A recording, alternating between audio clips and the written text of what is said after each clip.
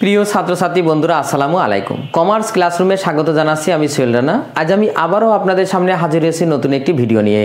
আমার আজকের ভিডিওটি হলো বিশ্ববিদ্যালয় ভর্তি পরীক্ষার্থীদের জন্য। আর যে বিষয়ের উপর আমি এখন ক্লাস নেব সেটি হলো হিসাব বিজ্ঞান। আর যে অঙ্কটি করাবো সেটি ঢাকা বিশ্ববিদ্যালয় ভর্তি পরীক্ষায় 2000 এবং 2001 সেশনে এসেছিল। তো চলুন বন্ধুরা আমরা অঙ্কটি শুরু করি।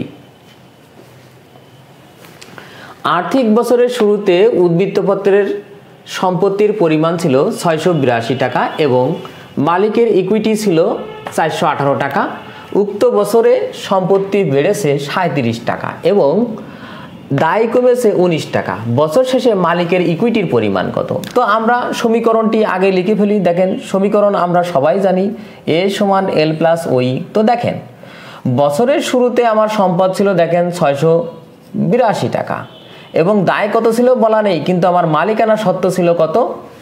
418 টাকা। দেখেন আমরা এই সম্পদ থেকে এখন এই মালিকানা সত্ত্ব যদি বাদ দিই তাহলে আমরা দায় কত সেটা পেয়ে যাব, এল। তো এইটা আমাদের প্রয়োজন হতেও পারে, নাও পারে। দেখেন পরবর্তীতে আমাদের বলেছে যে উক্ত বছরে সম্পত্তি বেড়েছে 37 টাকা।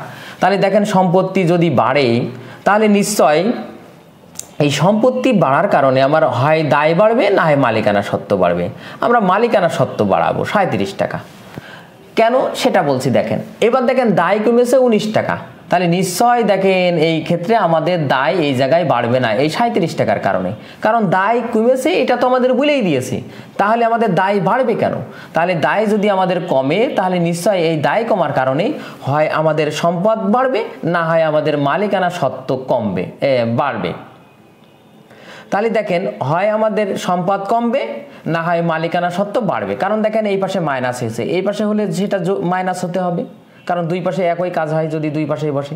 আর এই পাশে হলে একবার যেহেতু বিয়োগ হয়েছে তাহলে আর একবার যোগ হবে। কিন্তু মনে রাখবেন এই সম্পদ সাইডে কাজ হবে না, কারণ সম্পদ সাইডে যেটা কাজ হবে সেটা তো 37 টাকা আমার দিয়েই দিয়েছে।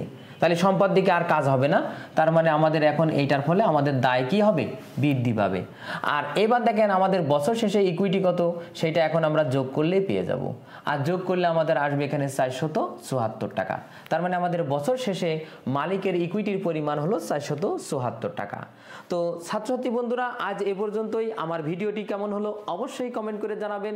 যদি ভিডিওটি ভালো লেগে থাকে অবশ্যই ভিডিওতে একটি লাইক দেবেন। এছাড়া অন্যান্য বন্ধুদের দেখার সুযোগ করার জন্য অবশ্যই ভিডিওটি শেয়ার করবেন।